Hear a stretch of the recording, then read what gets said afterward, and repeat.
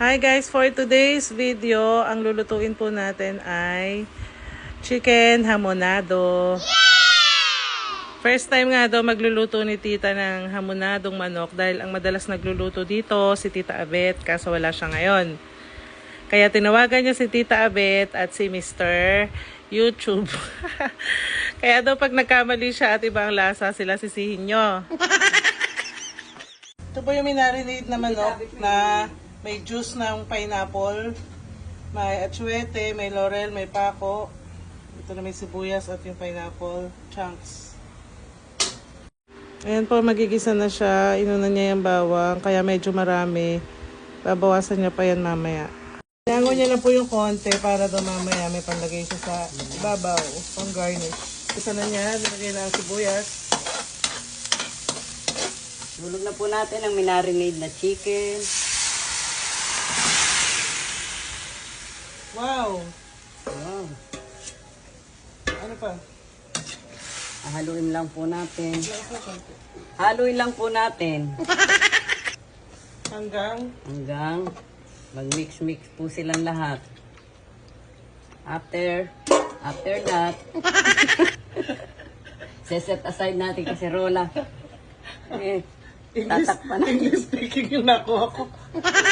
Wala po akong panakip. Ay, nako. English speaking po yung nakuha kong voice over. At you cover it. We cover it pala. Papakuluan po ng mga 5 minutes. After 5 minutes.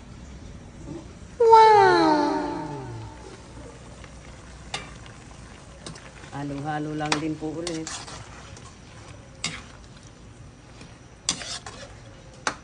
May suka ba yan? No. Ako kumakain. Ano rin ba yan? Kumakain sila ng fruit cocktail na expired. Ayun po. Expired daw kahapon. Pwede pa kainin ngayon. Habang iniintay kumulo yung kanilang niluluto. Sukan na rin. Sukan na to. Sukal po yan. Sukan na rin. Lalagyan po natin ng tidbits. Bakit? Lahat na.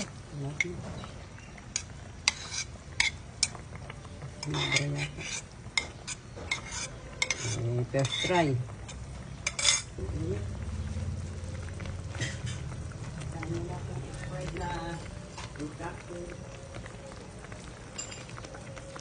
Luto na talaga, di ba?